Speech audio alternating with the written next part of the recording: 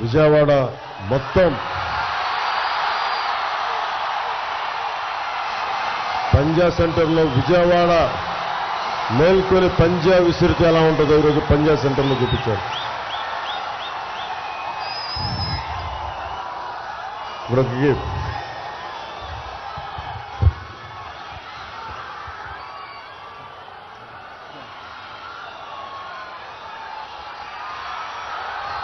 విజయవాడ ఈ మన పంజా సెంటర్లో మేడల పైన ఉన్న ఆడపడుచులు, పెద్దలు, దారి పొడుగుతా ముస్లిం సోదరులు, ముస్లిం సోదరీమణులు ఆ మధ్యల నుంచి మేడల నుంచి ఒక్కొక్కరు చెయ్యూపుతా ఉన్నారు. నాకు అందరూ కనిపిస్తూ ఉన్నారు. మీ ఒక్కొక్కరికి, ప్రతి ఒక్కరికి వెంకటదుర్గ భవానీ టెక్స్టైల్స్ మీకు, ఆ పైన బోర్డు పైన మీకు వెంకటేశ్వర స్వామి పటం, ఆ పక్కన దేవుడి పటంతో నా ఫోటో ఆయన ఆశీస్సులు ఇస్తున్నట్టుగా ఉన్న మీకు, మన కృష్ణవేణి అనుకుంటుంది మార్కెట్ దానికున్న ఆ బిల్డింగ్ పైన ఉన్న ప్రతి ఒక్కరికి, ఈ మూల నుంచి మనకి డీలో ఉన్న మీకు, ప్రతి ఒక్కరికి, ఆ సందులో ఉన్న మీకు, ఇక్కడి నుంచి ఆ కళ వరకు, ఆ చివరి వరకు జనసందోహంతో నిండిపోయిన ప్రతి ఒక్కరికి, మా అన్నదమ్ములకి, మా ఆడపడుచులకి, మా అక్క చెల్లెలకి, ప్రతి ఒక్కరికి పేరు పేరున నా హృదయపూర్వక నమస్కారం.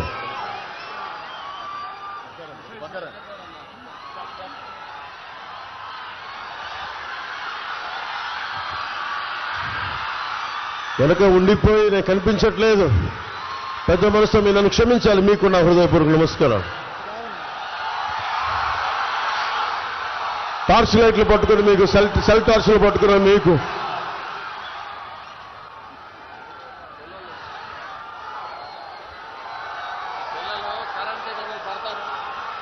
దయచేసి ఎవరన్నా కరెంటు తీగలకి దూరంగా ఉండి, దయచేసి అది హై టెన్షన్ వైర్స్, అవి మీరు నిండు నూరేళ్ళు ఉండాలి, ఉండాలని కోరుకునేవాడిని దయచేసి మీ ప్రాణాలని జాగ్రత్తగా చూసుకొని క్షేమంగా వచ్చారు, క్షేమంగా ఇంటికి వెళ్ళాలని కోరుకునే వాళ్ళం మేమందరం. విజయవాడ అనగానే చాలాసార్లు చెప్పాను. వంగవీటి రంగా గారి ఆయన పేరు ప్రస్తావించకుండా అన్ని సామాజిక వర్గాల అభిమాన నాయకులు, వారి అబ్బాయి నా సోదరుడు వంగవీటి రాధా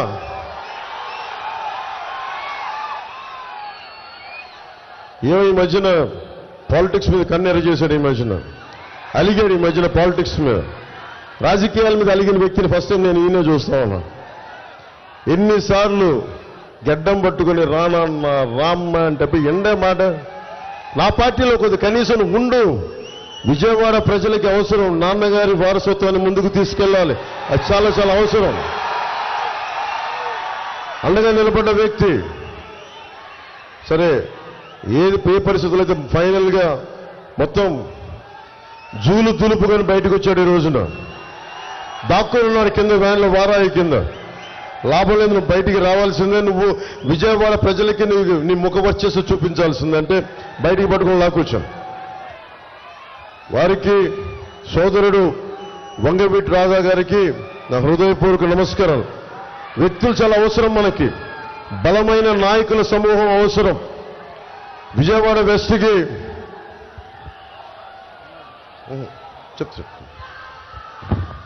విజయవాడ నేను పార్టీ పోటీ చేస్తున్నాను, మనం కూటమి ఉందనగానే జలీల్ ఖాన్ గారు వచ్చారు ఫస్ట్ మన ఎమ్మెల్యే. జలీల్ ఖాన్ గారికి నేను తెలియకపోవచ్చు, కానీ చిన్నప్పుడు నాకు జలీల్ ఖాన్ గారు తెలుసు చిన్నప్పటి నుంచి. ఇక్కడ మాచవరంలో మా పెద్దమ్మలు ఉండేవాళ్ళు. మరి ఇప్పుడు దర్శకుడిగా ఉన్నాడు మెహర్ రమేష్. మేమందరం ఇక్కడ మాచవరంలో నేను వచ్చేవాడిని, ఎప్పుడు సమ్మర్ హాలిడేస్కి వచ్చేవాడిని, వేసవి సెలవులకి వచ్చినప్పుడు చాలా నాకు అద్భుతంగా ఉండేది. అలాంటి కొండల్లో మాచవరం కూడా అలాంటి కొండ అనుకుంటే అక్కడికి వెళ్ళేవాడిని. అలాంటి సమయంలో మా పెద్దమ్మ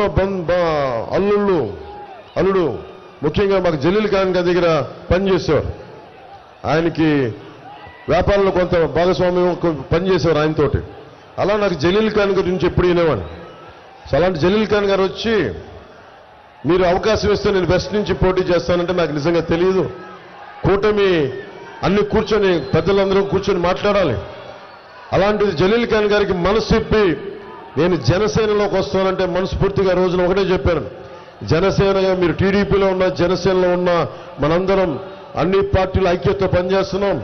నిజంగా మీ భవిష్యత్తుని మేము అండగా చూసుకుంటాం, మీకు అండగా ఉంటామని ఆ రోజు మనసిప్పి ఈరోజు మద్దతు తెలుపుతున్నందుకు ముఖ్యంగా మొట్టమొదటిగా జలీల్ ఖాన్ గారికి నా హృదయపూర్వక నమస్కారాలు, హృదయపూర్వక ధన్యవాదాలు. అలాగే జిల్లా రాష్ట్ర ఆర్గనైజింగ్ కార్యదర్శి ఎంఎస్ బైక్ గారికి నా హృదయపూర్వక నమస్కారాలు.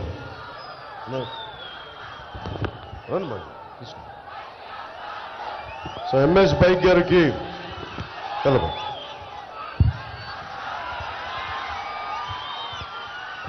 నా హృదయపూర్వక నమస్కారం. మీకు పోయినసారి తెలుసు విజయవాడ వెస్ట్కి వచ్చినప్పుడు ఎంత బలమైన నాకు స్పందన వచ్చిందో. ఈసారి కూటమి తీసుకున్నప్పుడు ఇది జనసేన స్థానం అని మనం కన్ఫర్మ్ అయ్యి మనకి గాజు గ్లాస్ గుర్తు జనసేనకి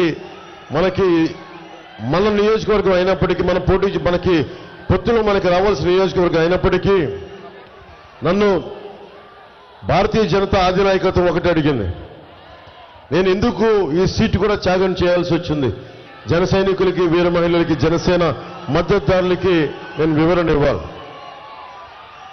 నన్ను అధినాయకత్వం ఒకటి అడిగాను ఇన్ని సంవత్సరాల నుంచి. 2014లో ఆ రోజున జనసేన టీడీపీ జనసేన భారతీయ జనతా పార్టీ ఎలా కలిసి వెళ్ళినాయో అరాచక పాలన అయిపోయింది.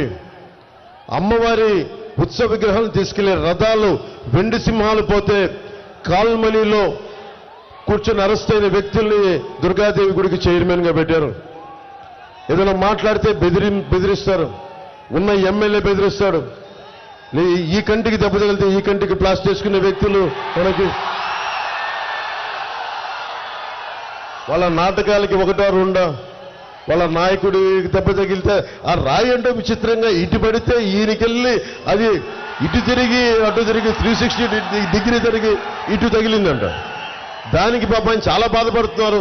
ఇలా కన్ను కొడితే ఇలా చాలా పెడితే నేను సినిమాలో కూడా అంత నటన నా వల్ల కాదు, నేను అంత పెర్ఫార్మెన్స్ నేను చేయలేదు. కానీ ఆస్కర్ లెవెల్ పెర్ఫార్మెన్స్ మీరు నిజంగా అభివృద్ధి చేసి ఇందాక మనం కూర్చోబెట్టి మనం రోడ్ షో చేస్తూ ఉంటే ఒకటే అనిపించింది, ఎంత దుర్గంధం ఉంది మన డ్రైనేజ్ వ్యవస్థలో, అంత దుర్గంధం ఉంది. రోజు నేను ఒక్కసారి రావడానికి అంత దుర్గంధాన్ని అనుభవిస్తూ ఉంటే రోడ్డు సైడ్ షాపులుండి తినుబండారాల కేంద్రాలుండి ఎలా దుర్గంధంలో మన విజయవాడ ముఖ్యంగా మనకి నియోజకవర్గాలు ఇబ్బందిగా ఉంటాయని నాకు బాధిస్తుంది. నేను మీకు మాటిస్తున్నాను, కూటమి ప్రభుత్వం రాగానే మన డ్రైనేజ్ ఫెసిలిటీని అన్నిటినీ బాగు చేసే బాధ్యత మన కూటమి ప్రభుత్వం తీసుకుంటుంది. చూడటానికి అల్లంత దూరాన మనకి కొండల మీద ఉన్నాయి, చూడటానికి చాలా అద్భుతంగా ఉంది చూడటానికి నైట్ టైం. కానీ లోపలికి వెళ్తే ఎంత బాధ ఉంటుందో, రోడ్లు ఉండవు, వ్యవస్థలు సరిగ్గా ఉండవు. అలాంటిది ప్రత్యేకించి కొండల మీద ఉన్న వాళ్ళందరికీ ఒక ప్రత్యేకమైన సమస్య ఉంది, ఆరోగ్య సమస్య. చాలా మందికి పక్షవాతం వస్తూ ఉంది. నేను మీకు మాటిస్తున్నాను విజయవాడ పశ్చిమ నియోజకవర్గ అన్నదమ్ములందరికీ, ఆ ఏదైతే ఉద్దానం లాంటి సమస్య ఏదైతే ఉందో మనకి ఉద్దానంలో కిడ్నీ సమస్య, మన పశ్చిమ నియోజకవర్గం ముఖ్యంగా కొండ ప్రాంతాల్లో ఉన్న అందరికీ ప్రత్యేకించి పక్షవాతం వస్తుందని దాని మీద దృష్టిలో ఉంది నాకు. దాని మీద నేను సరైన ఆరోగ్యకరమైన దాన్ని రీసెర్చ్ చేయాలి, దాన్ని ఎందుకు ప్రత్యేకంగా వస్తున్నాయి దాని మీద గుర్తించి పరిష్కార మార్గాన్ని కనుక్కొని మీరు ఆరోగ్యంగా ఉండేలాగా మేమందరం కృషి చేస్తాం. మీకు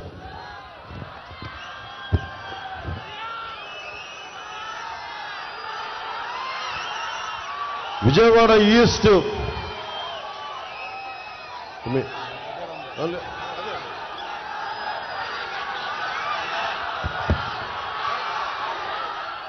విజయవాడ ఈస్ట్ మన అమ్మిశెట్టి వాసు ఉన్నారు.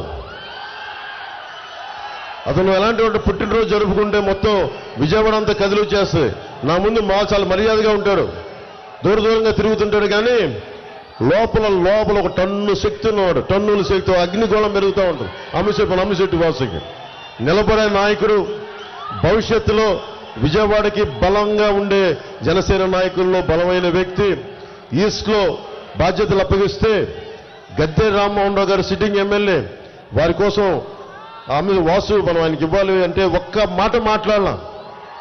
అన్నా నువ్వు చెప్పన్నా నీ మాట నేను వింటాను అంతే చెప్పి మనస్ఫూర్తిగా ఈ రోజున కూటమికి గద్దె రామ్మోహన్ రావు గారి కోసం విజయవాడ తూర్పు నియోజకవర్గం నుంచి గద్దె రామ్మోహన్ రావు గారు సిట్టింగ్ ఎమ్మెల్యే పోటీ చేసిన ఆయనకి అండగా నిలబడ్డాడు. అమ్మిశెట్టి వాసుకి మన విజయవాడ ప్రజలందరి తరపున, జనసేన పార్టీ తరపున నువ్వు ఇంత అండగా కూటమికి నిలబడినందుకు మనస్ఫూర్తిగా నా హృదయపూర్వక కృతజ్ఞతలు వాసు నీకు.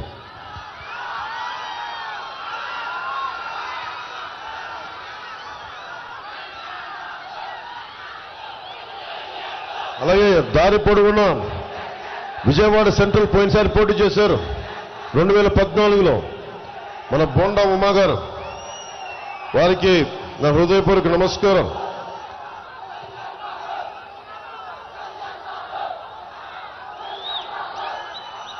అలాగే ఆడూరి శ్రీరామ్ గారికి, ఎన్టీఆర్ జిల్లా బీజేపీ అధ్యక్షులు, వారికి నా హృదయపూర్వక నమస్కారం. Nagul Meera TDP ex police housing chairman గారికి, బుడ్డా వెంకన్న గారికి, వారందరికీ నా హృదయపూర్వక నమస్కారం. ప్రత్యేకించి ఇందాక నేను చెప్పిన విజయవాడ పశ్చిమ నియోజకవర్గం జనసేన ఇచ్చేసిన తర్వాత నన్ను ఒక రిక్వెస్ట్ చేశారు.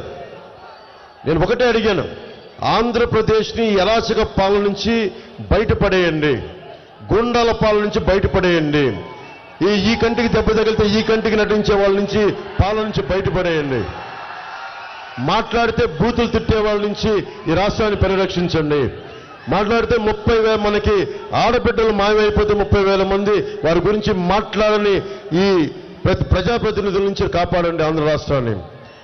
3 సంవత్సరాలు నిరంతరంగా ఆంధ్రప్రదేశ్ కష్టాలని చెప్తే కేంద్ర నాయకత్వం అందరూ కూర్చొని, పెద్దలందరూ కూర్చొని నువ్వు చెప్పింది సబబు, మేము కూటమిలోకి వస్తున్నాం, జనసేనకి తెలుగుదేశం పార్టీకి మేము అండగా ఉంటాం, తద్వారా మేము 5 కోట్ల మంది ప్రజలకి మేము అండగా ఉంటామని నాకు పెద్దలందరూ చెప్తే, ఈరోజు నేను మీకు ముందు చెప్పినప్పుడు ఎవరు నమ్మలా. నరేంద్ర మోదీ గారు నిన్న పీలీలో చెప్పారు, అరాచక పాలని కూర్చోబెట్టి నేలకి తీసుకొస్తాం, వాళ్ళని ఆకాశంలో ఎగురుతున్నారు, వాళ్ళందరినీ నేలకు తీసుకొస్తాం చాలా బలంగా చెప్పారు. సో నరేంద్ర మోదీ గారు వీళ్ళంత పెద్దలు వారందరూ కూడా విజయవాడ ఈయనకి బలంగా నిలబడ్డ వ్యక్తి. సుజనా చౌదరి గారు, ఈయనకి రాష్ట్ర విభజన జరిగినప్పటి నుంచి ఆయన రాష్ట్ర హితం కోసం పాటుపడతా ఉన్నారు.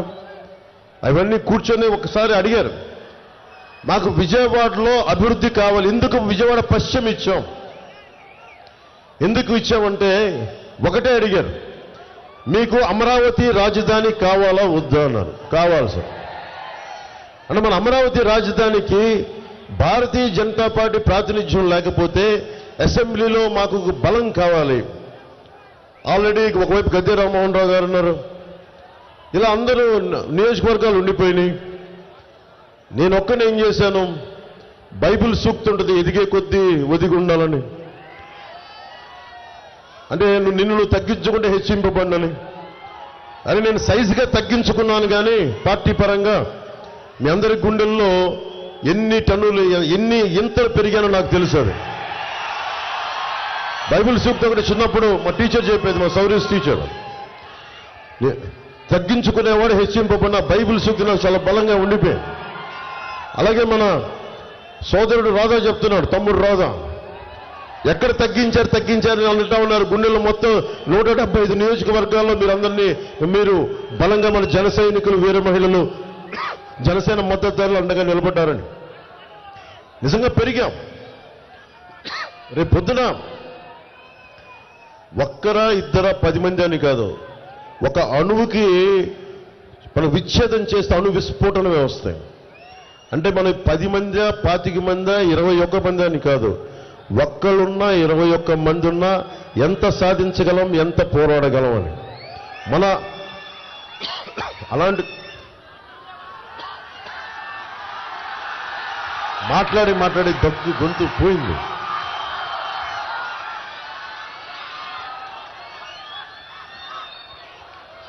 ఇది మనం ఎందుకు పెట్టుకున్నాను సో ఒకటే చెప్పారు కేంద్ర నాయకత్వానికి, మా విజయవాడ సీటు పశ్చిమం బలంగా ఉంది, మాకు కూటమి కోసం తగ్గాను. మళ్ళీ ఇంకొక మారు నాకు ఒకటే కోరుకున్నా, 5 కోట్ల మంది ప్రజల్ని పరిరక్షించండి, అమరావతిని రాజధాని చేయండి, నేను తగ్గుతానని. అమిశెట్టి వాసుకు చెప్తే అమిశెట్టి వాసు వెంటనే వెనక్కి వెళ్ళాడు. స్థానిక ఉండే జనసేన నాయకులకి నా పేరు ఉటంకించడం ఇష్టం లేదు. నేను పెంచిన వ్యక్తి అతను ఎవరికీ తెలియదు విజయవాడలో. నేను పెంచిన వ్యక్తి, అండగా నిలబడ్డ వ్యక్తి, లాస్ట్ టైం కూటమి అప్పుడు నిలబడ్డ వ్యక్తి, ఈరోజు కూర్చొని నేను పెంచిన వ్యక్తి వైసీపీ మాయలో పడ్డాను తిడతా ఉంటే నాకు ఒకటే అనిపించింది. నేను అలాంటి భయాలు నాకు లేవు. ఇందాక టీవీ ఇంటర్వ్యూలో కూడా చెప్పా, జనసేనకి ఒక్కటే, జనసేన నాయకులు ఎవరైనా సరే బలం జనసేన నాయకులకి, జన సైనికులు, వీర మహిళలు. క్యాడర్ బేస్డ్ పార్టీ, సిద్ధాంతం బేస్డ్ పార్టీ ఇది.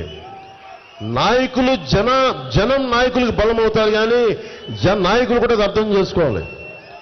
నేను పోయినసారి ఇదే పశ్చిమం కోసం సిపిఐ వాళ్ళతోటి అడ్డంగా నిలబడి సీట్ని మనం తీసుకొచ్చాను నేను. అలాంటిది నన్ను కూర్చొని తిడతా ఉంటే నాకు ఒకటే అనిపించింది, నాకు చెప్పారు వాళ్ళు తిడుతున్నారంటే నాకు ఒకటే అనిపించింది, ఇవన్నీ భరించకపోతే నేను నాయకుడిని ఎందుకు అవుతున్నాను? అంత భయపడిపోతావా? అరే ఏదైనా సరే వ్యక్తిగత కారణాలు ఏదైనా కావచ్చు, మనస్ఫూర్తిగా చెప్తాను కదా, నా మీద విమర్శలు చేసి పశ్చిమ నియోజక మాజీ జనసేన నాయకుడు నేను క్షమిస్తున్నాను ఈరోజు.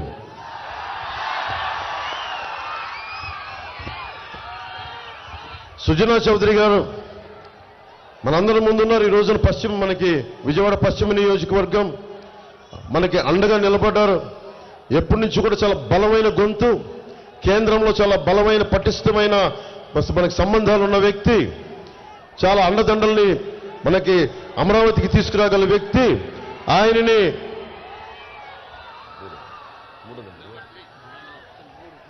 త్రిమూర్తుల్లాగా 3వ నెంబర్ మీద ఉన్నాడు. కమలం గుర్తు మీద భారతీయ జనతా పార్టీ కూటమి అభ్యర్థిగా, ఉమ్మడి కూటమి అభ్యర్థిగా భారతీయ జనతా పార్టీ మీద కమలం గుర్తు మీద పోటీ చేస్తున్నారు. వారికి బలమైన మెజారిటీతో మీరు గెలిపించండి. నేను అడగట్లేదు, పశ్చిమ నియోజకవర్గం ప్రజలందరినీ, మన ఉమ్మడి కృష్ణా జిల్లా ప్రజలందరినీ నేను అభ్యర్థిస్తున్నాను కూటమిని గెలిపించమని ఆర్థిస్తున్నాను. కేసినేని చిన్ని గారు, పాలిటిక్స్ ఎలా ఉంటాయంటే సొంత రక్తంతో కూడా విభేదాలు పెట్టుకోవాల్సి వస్తుంది. ఇప్పుడు చూడండి, మనం పెంచి పోషించిన నాయకుడు ఎలాగ మనం తిట్టేసి వెళ్ళిపోయాడో, ఒక రాష్ట్ర నిర్మాణం కోసం బలంగా కుటుంబం అన్నని కాదని చెప్పి కూటమి ఎందుకు నిలబడింది, ఏ పరిస్థితుల్లో నిలబడింది అని చెప్పి కేసినేని చిన్ని గారు కుటుంబ విభేదాలని దాటి మరిచి 5 కోట్ల మంది ప్రజలకి, తెలుగుదేశం పార్టీకి, కూటమి భాగస్వాములైన జనసేన, భారతీయ జనతా పార్టీకి అండగా ఆయన పార్లమెంట్ అభ్యర్థిగా సైకిల్ గుర్తు మీద పోటీ చేస్తా ఉన్నాను. దమ్మున్న వ్యక్తి ఒకటే చెప్పారు, నేను మీకు అండగా నిలబడతాను, పార్టీలకు అండగా నిలబడతాను, అన్నిటికీ మించి రాష్ట్ర క్షేమం కోసం మన ఎన్టీఆర్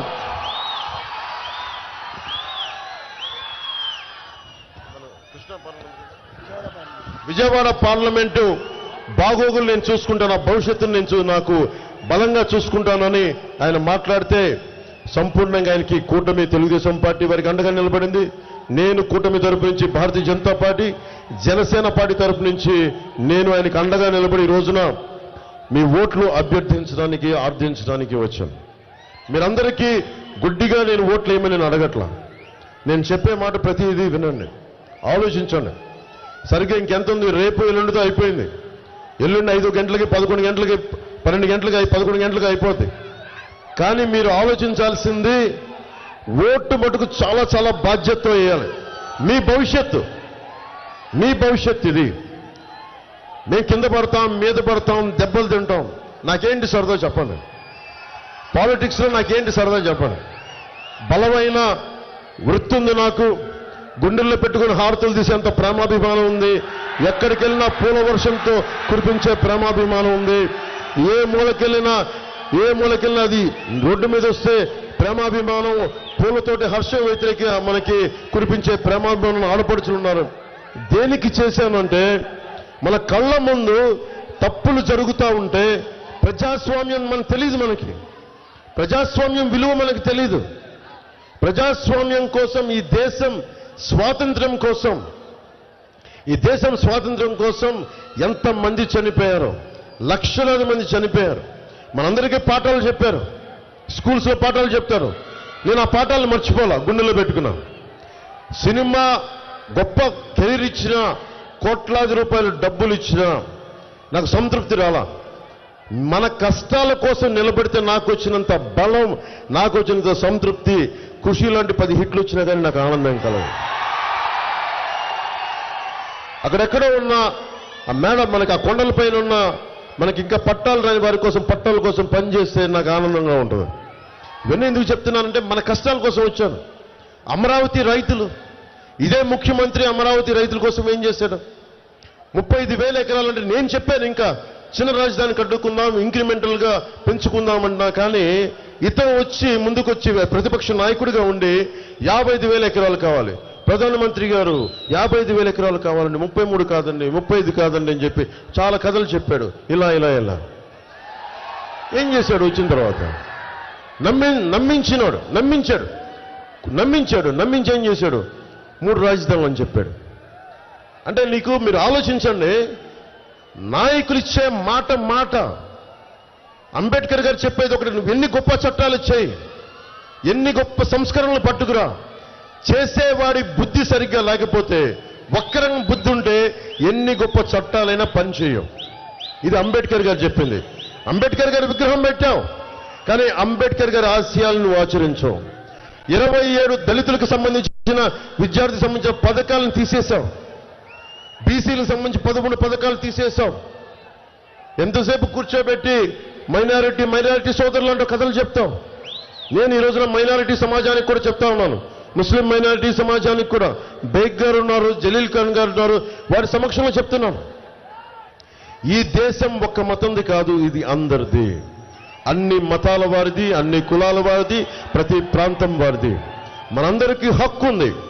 నేను మీకు మాటిస్తున్నాను, ఇక్కడున్న 15% ముస్లిం సమాజానికి, ముస్లిం సోదరులందరికీ నేను మాటిస్తున్నాను, మీ ప్రాథమిక హక్కులకి ఉల్లంఘన జరిగితే పవన్ కళ్యాణ్ ముందుకొచ్చి మీ పక్షాన నిలబడతాం. ఆ మాట నేను మీకు ఇస్తున్నాను. మీ వెంట నిలబడతాం. ప్రాథమిక హక్కులు అందరికీ సమానం. ప్రాథమిక హక్కుల ఉల్లంఘన జరగడానికి వీల్లేదు. నాకు ఇష్టం దేశ సమగ్రత, జాతీయ భావాలు, మన నేల, మన దేశం. ఈ దేశాన్ని ఏలింది ఎవరు? ప్రెసిడెంట్గా అత్యంత ప్రభావితం చేసిన నాయకులు ఎవరు? అబ్దుల్ కలాం. రాకెట్ సైంటిస్ట్, మన క్షిపణిని తయారు చేసిన వ్యక్తి, అణు విస్ఫోటనానికి మూలకారకులు, అణు బాంబుని భారతదేశం న్యూక్లియర్ పవర్ చేయడానికి ఆయన ఎవరు? ముస్లిం మతాన్ని పాటించే మహానుభావుడు. ఈ దేశం ఎప్పుడు నువ్వు ముస్లిమా, హిందువా, క్రిస్టియన్నా, జైనువా, సిక్కు అని చూడదు. నువ్వు దేశభక్తి ఉందా లేదా అని చూస్తుంది. అలాంటి గొప్ప దేశం ఇది. అలాంటి గొప్ప దేశాన్ని కొంతమంది ఇబ్బంది కలుగజేస్తారు, భయపెడతారు. మనకి జగన్ చెప్తా ఉన్నాడు, మేము మైనారిటీలు భద్రతగా ఉంటారు, జాగ్రత్త కథలు చెప్తా ఉన్నాడు. నేను మీకు మాటిస్తున్నా, మేమెవ్వరం కూడా ఓట్ బ్యాంక్ పాలిటిక్స్ చెయ్యం. నిజంగా ఈ దేశ క్షేమాన్ని ఆలోచించేవాడు ఎవరైనా సరే అన్ని మతాలు, అన్ని కులాలు బాగుండాలని కోరుకుంటాడు, కానీ ఇది బాగుండాలని ఎవరు కోరుకోరు. ప్రధానమంత్రి గారు కూడా మీకు ఏం తెలుసు, హజ్ యాత్రకి సౌదీ ప్రిన్స్తో మాట్లాడి ఎక్కువ సంఖ్య బలం పెంచారు. హజ్ యాత్రకి భారతదేశం ముస్లింలకి ఎక్కువ కావాలి, మీరు ఇవ్వండి అంటే హజ్ యాత్రకి ఎక్కువ మందికి ముస్లింలకి భారతదేశం నుంచి వెళ్ళేలాగా అవకాశం కల్పించారు. దాదాపు 18 లక్షలు అత్యధికంగా మనకి కూర్చోబెట్టి ముస్లింస్కి స్కాలర్షిప్స్ ఇచ్చిన వ్యక్తి ప్రధానమంత్రి మోదీ గారు. నేను మీకు చెప్తున్నాను, బలంగా ఉందాం. మీకోసం ముఖ్యంగా మైనారిటీ సమాజానికి చెప్తా ఉన్నాను, మీకు అండగా ఉంటాం.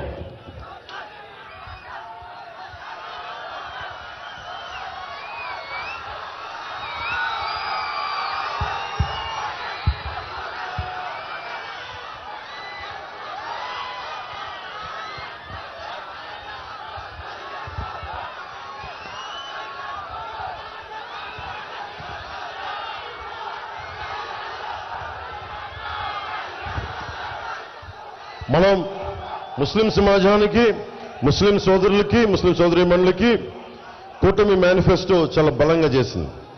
ముస్లిం మైనారిటీ సంక్షేమం కోసం 50 ఏళ్ళకి పెన్షన్, ఈద్గాలకి, కబ్రిస్తాన్లకి ఎక్కడ చూసినా నాకు చాలాసార్లు అడుగుతుంటారు, మాకు కబ్రిస్తాన్లకి స్థలాలు ఉండవు, పాతించోటే మళ్ళీ పాతాల్సి వస్తుందంటే దానికోసం కూటమి మనకి కమిటీ ఆలోచించి ఈద్గాలకి, కబ్రిస్తాన్లకి స్థలాలు కేటాయించడం, ముఖ్యంగా మన విజయవాడ సమీపంలోనే హజ్ హౌస్ కట్టడం, నూర్ భాషా కార్పొరేషన్కి ఏటా 100 కోట్ల రూపాయలు కేటాయించడం, దుల్హన్ పదానికి కొనసాగింపుగా ₹1,00,000 అందిస్తామని కూటమిలో ఉంది. అలాగే మైనారిటీ ఫైనాన్స్ కార్పొరేషన్ ద్వారా 5 లక్షలు వడ్డీ లేని రుణాలు ఇవ్వటం అనేది ముఖ్యంగా మన కూటమి ప్రభుత్వం తీసుకున్న నిర్ణయాలు, మన మేనిఫెస్టో నిర్ణయాలు. ముఖ్యంగా ఇక్కడున్న యువతకి మీకు ఎన్ని ఉద్యోగాలు కల్పించింది ప్రభుత్వం? వైసీపీ ప్రభుత్వం ఎన్ని ఉద్యోగాలు కల్పించింది? మీ ఆశ ఏముంటుంది చెప్పండి. ఏమ్మా మీరు వ్యాన్లో ఉన్నారు, అక్కడ కూర్చున్నారు, మీరు బిడ్డలను పెట్టుకొని వచ్చారు, మీరు ఎందుకు వచ్చిండారు? మార్పు కావాలనే కదా మీరందరూ వచ్చింది. మార్పు కావాలి. మార్పు ఎలా వస్తుంది? నిలబడే నాయకులున్నప్పుడు మార్పు వస్తుంది. నిలబడే నాయకులున్నప్పుడు అందరూ మీరు వచ్చి మద్దతు తెలుపుతారు. మీకోసం ఒకటే చెప్తున్నాను, లా అండ్ ఆర్డర్ ఎంత దిగజారిపోయింది. మనకి మన ముఖ్యమంత్రి ఉన్న కోతవేటు దూరంలో ఒక ఆడబిడ్డకి, దివ్యాంగురాలని మానానికి అగౌరవం చేస్తే ఈ రోజుకి పోలీసు వ్యవస్థ పట్టుకోలా. చిన్న గులకరాయి తగిలితే 48 గంటల్లో మీరు వ్యక్తిని పట్టుకోగలిగారు. కానీ 30,000 మంది ఆడబిడ్డల దృశ్యం అయిపోతే ఒక్క మాట తీసుకునే బాధ్యత ముఖ్యమంత్రి. ఇంతమందికి మానభంగాలకు గురైతే, మానానికి అగౌరవం కలిగితే ఒక్క బాధ్యత తీసుకోలేదు, ఒక్క అరెస్టులు జరగలేదు. బాపట్లలో పాపం అమర్నాథ్ గౌడ్ని, రేపల్లిలో అమర్నాథ్ గౌడ్ని నిర్దాక్షిణ్యంగా జొన్న చేనులో తీసుకెళ్లి నరికి మనకి పెట్రోలిస్ కాల్ చేస్తే నిందితులను పట్టుకొని వారం రోజులు తిరక్క ముందే జైలు నుంచి వాళ్ళకి బెయిల్ ఇచ్చేశారు. ఏం సంకేతాలు పంపుతీవి? అంటే నువ్వు క్రైమ్ చేస్తే, తప్పు చేస్తే మా ప్రభుత్వం అండగా ఉంటుందన్న సంకేతాలు పంపుతున్నావు. ఎందుకు 30,000 మంది ఆడబిడ్డలు అదృశ్యం అవుతారు? ఎవరు మాట్లాడతారు? తెలుగుదేశం ప్రభుత్వం సంపూర్ణంగా ఉన్నప్పుడు కూడా లా అండ్ ఆర్డర్ బలంగా ఉండేది. నేను కోరుకునేది విజయవాడలో గొడవలు జరగకుండా ఉండాలి అంటే లా అండ్ ఆర్డర్ చాలా చాలా చాలా బలంగా ఉండాలి. అందరూ క్షేమంగా ఉండాలంటే లా అండ్ ఆర్డర్ చాలా బలంగా ఉండాలి. ఆ బాధ్యత ప్రత్యేకించి నేను దాని మీద ప్రత్యేక దృష్టి పెడతాను. అలాగే మీకు ఉపాధి అవకాశాలు మీరందరూ ఏమడుగుతారు? ఇందాక అడిగారు, ఒక ప్రెస్ మీట్లో చెప్పారు. జగన్ ఏం మాట్లాడుతున్నాడు? ముస్లింస్కి 4% రిజర్వేషన్ కల్పించాలి, మేము దానికి కట్టుబడి ఉన్నాం అంటారు. కేంద్రం ఏం మాట్లాడుద్ది? కోర్టు పరిధి ఏం చెప్తుంది? రిజర్వేషన్ ఇంక్లూడింగ్ కాపులు కూడా రిజర్వేషన్ కావాలని కోరుతా ఉన్నారు. 1950లో ఉంది కాపులకు రిజర్వేషన్, తర్వాత ఇవ్వలేదు. కానీ రిజర్వేషన్లు ఇవ్వకపోతే భవిష్యత్తు ఆగిపోవాలా? ఈరోజు జగన్ మాట్లాడుతున్నాడు ముస్లింకి 4% కట్టుబడి ఉన్నానని. నువ్వు ఇచ్చిన సిపిఎస్గా నువ్వు కట్టుబడి ఉండలా, ముస్లిం రిజర్వేషన్ ఎక్కడ కట్టుబడి ఉండవు. నువ్వు మద్యపానాన్ని నిషేధిస్తావని చెప్పి అధికారంలోకి వచ్చిన వాడివి, దానికే నువ్వు కట్టుబడలా.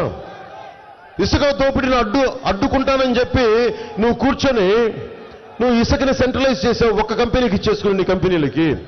ఇన్ని రకాలుగా మాటలు తప్పిన వ్యక్తి ముస్లిం సమాజానికి కూడా ఈరోజు ఏం చెప్తున్నాను? రిజర్వేషన్ ఇస్తాం, 4% మేము కట్టుబడి ఉన్నాం. దయచేసి ఆ మాట ఎవరు నమ్మొద్దు.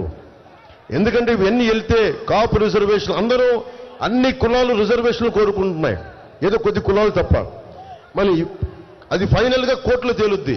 నా కోరిక ఏంటి, నా ఉద్దేశం ఏంటంటే కోర్టులకి తేల్చే లోపు సంవత్సరాలు పట్టొచ్చు, దశాబ్దం పట్టొచ్చు, 5 సంవత్సరాలు పట్టొచ్చు. ఈలో పరిస్థితి ఏంటి? ఉపాధి అవకాశాలు ఎట్లా చేయాలి, ఉపాధి ఎలా కల్పించాలి, దీని మీద ఆలోచించారా? దీని మీద ప్రభుత్వాలు ఆలోచించాలి కదా. దీని మీద జగన్ ఆలోచించాడా? 5,000 రూపాయలు ఇచ్చి నేను 1,50,000 మందికి నేను మన కూర్చోబెట్టి ఉద్యోగాలు ఇచ్చానంటాడు. 5,5 లక్షల మందికి నువ్వు ఎక్కడ ఇచ్చావు? నువ్వు ఉద్యోగాలు 2.5 లక్షలు ఇచ్చానంటావు, 5,000 రూపాయలు ఇచ్చానంటావు. వాలంటీర్ జాబ్ ఏంటిది? అది పర్మనెంట్ జాబా? మీకు 5,000 రూపాయలు జీవితకాలం సరిపోద్దా? ఒకే సంవత్సరానికి సరదాగా ఒక కూర్చొని 2 సంవత్సరాలు 3 సంవత్సరాలు 5 జీవితకాలం మీకు 5,000 రూపాయలు సరిపోద్దా? మీ కుటుంబాలను పోషించగల 5,000 రూపాయలకి మరి ఏం చేయాలి? నేను ప్రతి చోట ఎందుకు చెప్తాను, మనకి మేనిఫెస్టోలో ఎందుకు పెట్టాం? కుల గణాంకాలతో పాటు ఎంతమంది ముస్లింస్లో నేను ప్రతిభావంతులను చూశాను, ఎంతమంది ప్రతిభావంతులను చూశాను. వాళ్ళు వ్యాపారం పెట్టుకుంటే చాలా చిన్నపాటి ఊతం కావాలి. ముస్లిం సమాజంలో కొంతమంది ప్రతిభావంతులకి, అన్ని కులాల్లో ప్రతిభావంతులు ఉన్నారు. పాడేరు అరకుకి వెళ్తే బలమైన ఎస్టీ మనకి సామాజిక వర్గంలో బలమైన మనకి పరిజ్ఞానం, విషయ పరిజ్ఞానం, తెలివితేటలు ఉన్న వాళ్ళు ఉన్నారు. వాళ్ళకి ఏం కావాలి? వాళ్ళకి ఊతం ఇవ్వాలి. మార్షల్ ఆర్ట్స్ నేర్చుకున్నాడు కుర్రాడు, మలేషియాకి వెళ్ళాలన్నా గోల్డ్ మెడల్ కొట్టాలి అంటే అబ్బాయికి మనకి ట్రైబల్ డెవలప్మెంట్ అథారిటీ నుంచి మనకు ఊతం ఉండదు. ఎంతసేపు వ్యక్తుల్ని కుల గణాంకాలతో ఆపేస్తున్నాం. నేను కుల గణాంకాలకి కొనసాగింపుగా నేను కోరుకుంటుంది ప్రతిభా గణాంకాలు కావాలి. ఇక్కడున్న యువకుడున్నాడు, నీకేం కావాలి? నీకేం అవ్వాలనుంది? మనకు మర్చిపోయాం. నేనే 21 years వరకు, 22 ఏళ్ల వరకు నాకే తెలియదు ఏమవ్వాలో నాకే తెలీదు. చిరంజీవి గారు లాంటి ఒక అన్నయ్య ఉన్నాడు, ఆయన అడిగాడు కనీసం ఏదైనా ప్రయత్నం చేయాలి. నా అవసరం మేరకు ప్రయత్నం చేశాను, కుదిరింది. కానీ అడిగేవాడు ఎవడు? నేర్పించేవాళ్ళు ఎవరు? నేను కోరుకుంటుంది కూటమి ప్రభుత్వం మీకు పెద్దన్న పాత్ర వహించాలి. చిరంజీవి గారు నాకు ఎలా పెద్దన్న పాత్ర వహించారో కూటమి ప్రభుత్వం, కూటమి నాయకులందరూ మన యువతకి పెద్దన్న పాత్ర వహించాలి. ఈరోజు మీరు ముస్లిమా, హిందువా, క్రిస్టియనా, నువ్వు అణగారిన కులమా, లేదా ఎస్సీయా, ఎస్టీయా, నాకు ఇవి తెలియదు. అన్ని కులాలలో ఉండే యువతకి, అన్ని మతాల్లో ఉండే యువతకి ప్రతిభని బయటకు తీయాలి, సమర్థతని బయటకు తీయాలి. మీలో ఒక అబ్దుల్ కలాం ఉన్నాడు, లేదంటే మీరు 10,000, 25,000 సంపాదించే ఇంకో 25,000 ఉపాధి కల్పించే సత్తా ఉందేమో ఎవరికి తెలుసు. ఈ రోజున భవిష్యత్తులో 2047 ఇండియా సూపర్ పవర్ కావాలి అంటే మన యువతకి ఒక స్కిల్ సెట్ సరిపోదు. మీరు ఒక స్కిల్ సెట్ సరిపోదు, ఒక నైపుణ్యం సరిపోదు, 4-5 నైపుణ్యాలు కావాలి, 4-5 స్కిల్ సెట్స్ కావాలి. ఎవడు నేర్పిస్తాడు అవన్నీ? ప్రభుత్వం బాధ్యత తీసుకోవాలి. ఆ బాధ్యత, అందుకే నేను మీకు మాటిస్తున్నాను యువతకి, మీకోసం దశాబ్దం అన్ని వదిలి పెంచిన నాయకులు బూతులు తిడుతుంటే నేను భరిస్తా ఉన్నా. దేనికోసం భరిస్తాను? మీకోసం భరిస్తాను, మీ భవిష్యత్తు కోసం. నేను మీకు మాటిస్తున్నా, మీకోసం మాటిస్తున్నా. మీ భవిష్యత్తు కోసం అహిర్నిశలు ఒళ్ళుంచి నేను పనిచేస్తాను మీకోసం. మీ భవిష్యత్తు కోసం అసెంబ్లీలో మీ గళం వినిపిస్తాను. రోడ్డు మీద చిన్న చిత్తు పేపర్లో నలిగిపోయి పొట్లం విసిరేస్తే దాన్ని పట్టుకుని నేను మాట్లాడతాను. జనవాణి కార్యక్రమం ఎలా వచ్చింది? ముఖ్యమంత్రి రోడ్లు విస్తరణకి, ఇంటి విస్తరణకి రోడ్లు వెడల్పు చేస్తే ఉన్న ఇల్లు కూలగొడితే ఒక ఆడబిడ్డ వచ్చి, ఒక చెల్లి వచ్చి, అన్న నాకు ఇల్లు కొట్టి వాలంటీర్ని అన్నా,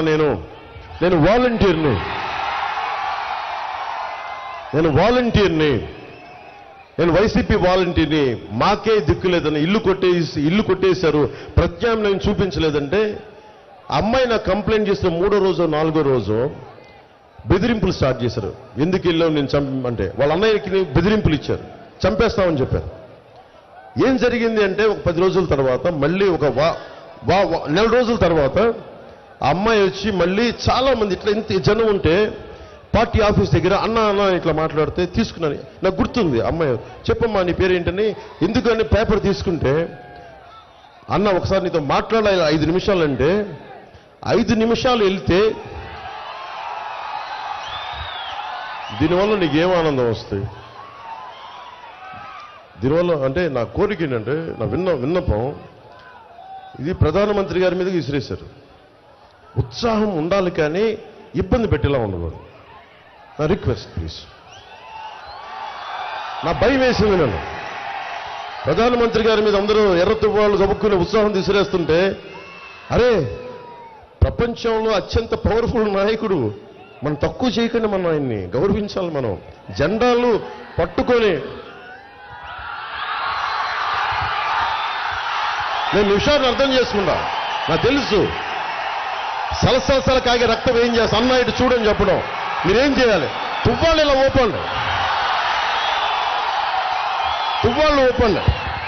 ఆనందం ఇసరటం వల్ల అది మన సంస్కారంగా, అది మటుకు దయచేసి నా రిక్వెస్ట్. మీ ఉత్సాహం కాదన్న. మళ్ళీ విషయానికి వద్దాం. ఆ బిడ్డ నా దగ్గరికి వచ్చి మాట్లాడాలి, చెప్పమ్మా ఏమైంది అంటే, వచ్చి నా దగ్గరికి ఏం చెప్పింది, అన్న ఆ రోజు నీ దగ్గరికి వచ్చి చెప్పాను కదన్నా, చెప్తే మా అన్న కనిపించట్లేదన్నా, మొన్న వారం రోజుల క్రితం మా అన్నని శవమై తిరిగి వచ్చారన్న, ఒక ట్రైలర్ ఆటోలో పట్టుకొచ్చారన్న మా అన్నని. ఏం జరిగిందమ్మా అన్న?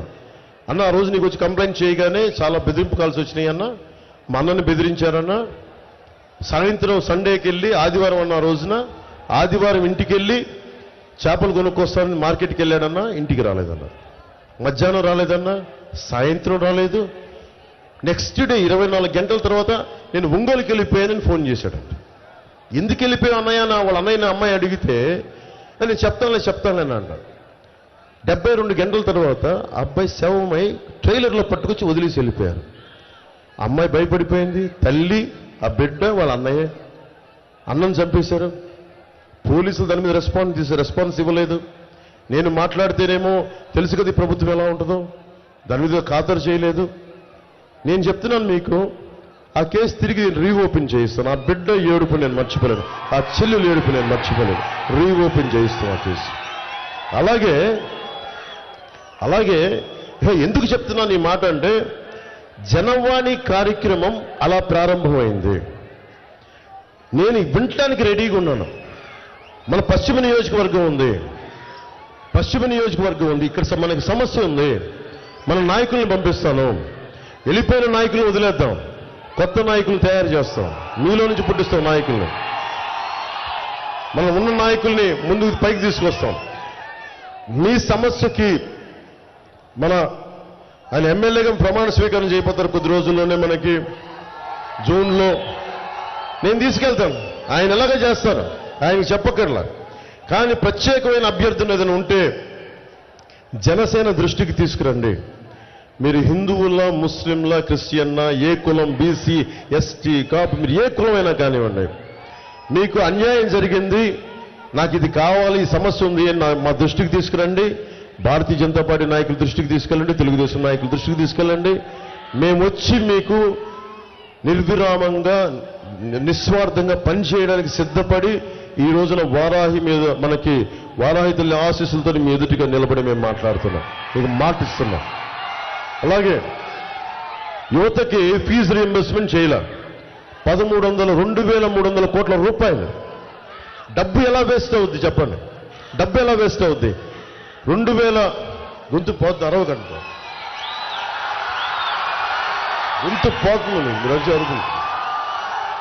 2,300 కోట్ల రూపాయలు రంగులు వేసేందుకు 1,300 కోట్లు గవర్నమెంట్ భవనాలకి. మీరందరూ యువత కదా, మీరు ఆలోచించండి. ఎప్పుడన్నా కేంద్ర భవనాలకి పార్టీ మారినప్పుడల్లా కేంద్ర భవనాలకి దశాబ్దంగా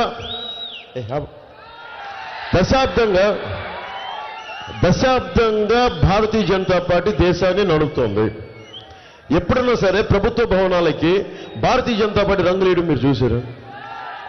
ఉన్నది కదా. అలాగే రాష్ట్ర ప్రభుత్వానికి ప్రభుత్వ భవనాలు కదా, ఆంధ్రప్రదేశ్ ప్రభుత్వ భవనాలకి వైసీపీ రంగులేంటి? డబ్బులు వేస్ట్ చేశారు అంటే వాళ్ళు ఇస్తారు రాజ్యం. ఎందుకని? మీరు ఈ రోజున వస్తున్నారు, బయటికి జెండా పట్టుకొని వస్తున్నారు. తల్లి నువ్వు వస్తున్నావు, నువ్వు ధైర్యంగా వస్తున్నావు. నీలాంటి ఆడబిడ్డలకు ధైర్యం ఇవ్వడానికి, నీలాంటి చెల్లెళ్ళకి ధైర్యం ఇవ్వడానికి, నీలాంటి యువతలకి నీకు గుండె ధైర్యం ఇవ్వడానికి జనసేన ఉంది. యువతకి ధైర్యం ఇవ్వడానికి, మీ భవిష్యత్తు కోసం ఉన్నాను నేను. మేమందరం మీ భవిష్యత్తు కోసం కలిసి పోటీ చేయడానికి, మేము అండగా ఉండడానికి ఉన్నాం. ఏం చేయాలి? డబ్బు ఎక్కడ వేస్ట్ అవుతుంది? 2,300 కోట్ల రూపాయలు జెండాలు దించడం, 2,300 కోట్ల రూపాయలు రంగులు మార్చడానికి. మద్యపాన నిషేధం విధిస్తామని చెప్పి ఏం చేశాడు? మద్యాన్ని అమ్మడం ప్రారంభించాడు. 41,000 కోట్లు. ఎవరు చనిపోయారు ఫస్ట్? ఇక్కడ ప్రభుత్వం రాగానే ఎవరు చనిపోయారు? భవన నిర్మాణ కార్మికులు చనిపోయారు. 39 మంది, దాదాపు 40 పైచీలకు అఫీషియల్గా చనిపోయారు. దేనికి? ఇసుక అనే ముడి పదార్థాన్ని కూర్చోబెట్టి తప్పు జరిగిపోతుంది, బెటర్ ఇసుక పాలసీ అని చెప్పి గత ప్రభుత్వం కంటే కూర్చొని దాన్ని ఒక కంపెనీకి పెట్టేశారు. ఒక కంపెనీ జేపీ వెంచర్స్ అని పెద్దిరెడ్డి గారు, మిథున్ రెడ్డి గారు, వైవి సుబ్బారెడ్డి గారు, వైఎస్ జగన్ గారు వాళ్ళ కంపెనీలు కలిపినప్పుడు 40,000 కోట్ల రూపాయలు. ఆ డబ్బు ఎవరిది? మనది, మీది, మనది, మీ భవిష్యత్తుది. ఇసుక సహజ వనరులు అందరివి, ఏ ఒక్కరి సొత్తు కాదు. దాన్ని కొద్దిమంది డబ్బులు చేసుకోవడం కోసం అమ్మటానికి అడ్డగోలు అందరికీ అందుబాటులో ఉండాలి. అందుకని మనం ఇసుక పథకాన్ని ముందుకు తీసుకెళ్తున్నాం. మనకి అల్పాదాయ వర్గాలందరికీ ఉచిత ఇసుక పథకాన్ని తీసుకెళ్తున్నాం. ముఖ్యంగా యువతకి మీరు కనుక ప్రజాస్వామ్యాన్ని మీరందరూ మీరు కామర్స్ చదువుకొని సివిక్స్ చదువుకొని ఉంటారు, హిస్టరీ చదువుకొని ఉంటారు. మీరందరూ బేసిక్ ఫండమెంటల్ రైట్స్ తెలుసు కదా, నీకు తెలుసమ్మా, నీకు ప్రాథమిక హక్కులు తెలుసు కదా, నీకు అవగాహన ఉంది కదా. ప్రాథమిక హక్కులు చదువుకుని 10th లోనూ ఇంటర్లో చదువుకుంటాం కదా. ప్రాథమిక హక్కులతో పాటు ప్రాథమిక బాధ్యతలు ఉంటాయి. ఇది నా హక్కు అని మాట్లాడతాం, ప్రాథమిక బాధ్యతలు కూడా ఉంటాయి. నేను ప్రాథమిక బాధ్యతలు నిర్వర్తిస్తూ ప్రాథమిక హక్కుల కోసం పోరాటం చేస్తున్నాను. మీకు అండగా నిలబడతాం. నేను కోరుకుంటున్న ఒక్కటే, 2047లో నీకెంత ఉంటాయేమో, ఒక 18 ఏళ్ళ 20 ఏళ్ళ 20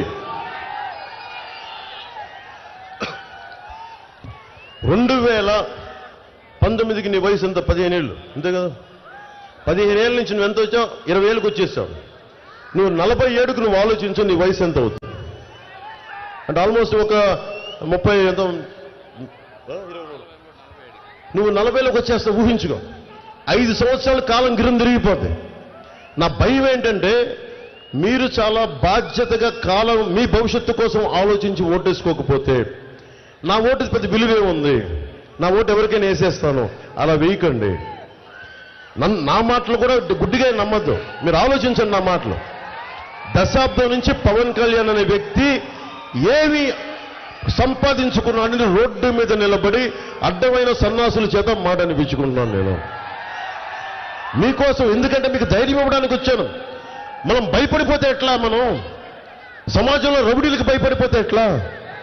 సగటు మధ్యతరగతి మనిషి భయపడిపోతే ఎట్లా? ధైర్యం ఉండాలి, మనకి ధైర్యం ఉండాలి. కులాల ఐక్యత ఎందుకు కోరుకున్నా? జనసేన 7 సిద్ధాంతాలు, కులాల ఐక్యత చాలా కీలకం.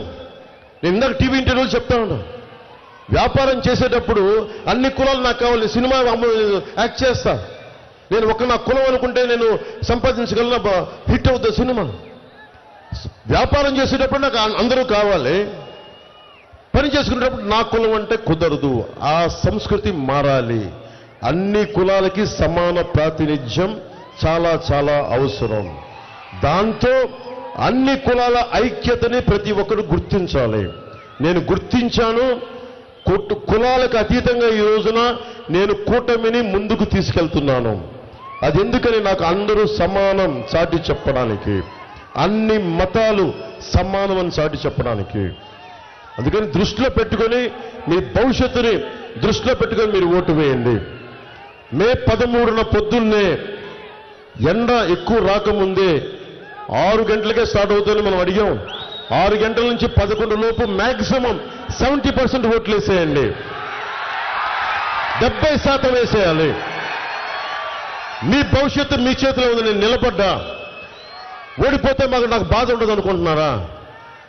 అవమానం ఉండదు అనుకుంటున్నారా? కానీ అవమానాన్ని దాటి ఎందుకు నిలబడతామంటే, ఆశయం కోసం నిలబడ్డ వాడికి అవమానం ఉండదు, ఓటమి ఉండదు, ముందడిగే ఉంటుంది, గెలుపే ఉంటుంది. పిఠాపురం నుంచి పోటీ చేస్తున్నా, నేను గెలుస్తున్నా. దశాబ్దం తర్వాత నన్ను నిలబెట్టారు. దశాబ్దం తర్వాత వచ్చి అన్నా నీకు అండగా ఉంటామని చెప్పారు. మీకు నేను మాటిస్తున్నా, మీ గళం, యువత గళం అసెంబ్లీలో వినిపిస్తాం. మన బీజేపీ తరపున ఎమ్మెల్యే వైఎస్ సుజనా చౌదరి గారు ఉన్నారు, బలంగా మాట్లాడతారా?